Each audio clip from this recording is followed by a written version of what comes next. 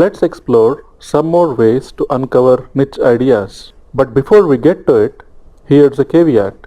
Many seem to believe they have to love a niche and be an expert in order to be able to build a site in the niche. That is not true. While it does help if you love working in a niche, there will only be so many sites you can build if you choose to build sites only in niches you love. After all, how many niches can someone really love and be an expert in? To be very successful at niche marketing, you will have to build several sites, and very few people achieve significant success with just one or two sites. Like most things in life, this too is a numbers game. If one site makes you between $500 to $1,000 a month, wouldn't you want to build at least a handful of sites every year? You can't do that if you believe you need to be passionate about a niche to build a site in it. You want to approach this like journalists approach their work.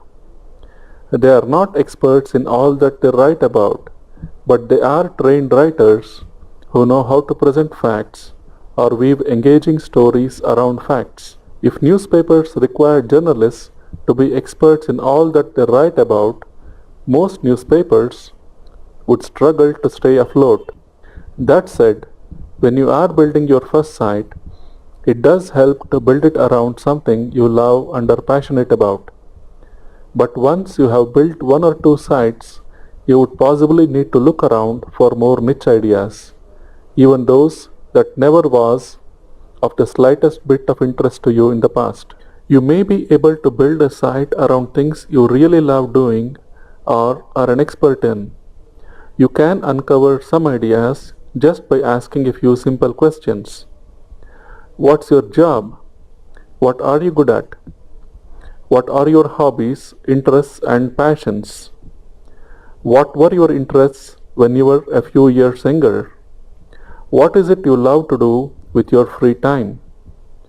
What are your friends' hobbies and interests?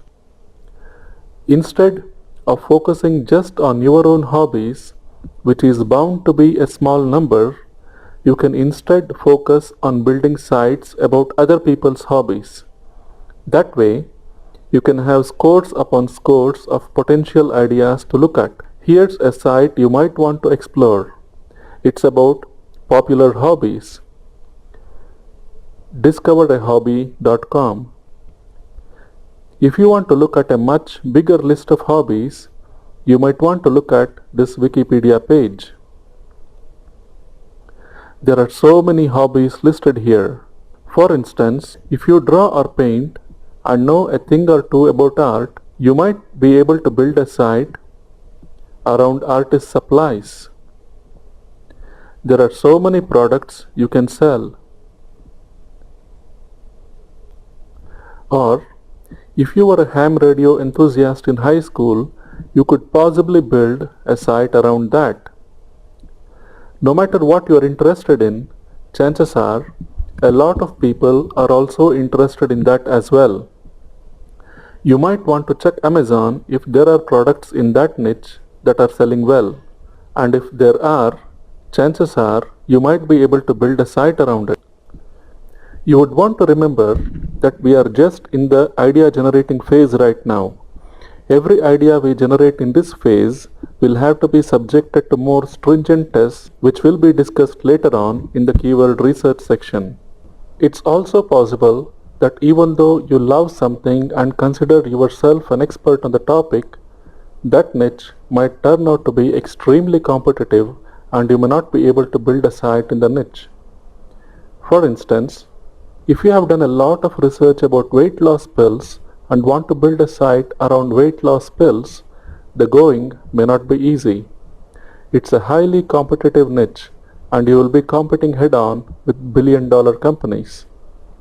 That's certainly not an easy thing to do, unless you happen to be gifted in some unique way. By focusing on other people's hobbies and interests, you will be able to build a number of sites. If a number of people all love doing something, there's something inherently likable about it, and there are bound to be products you can sell to that niche. That's a win-win for everyone.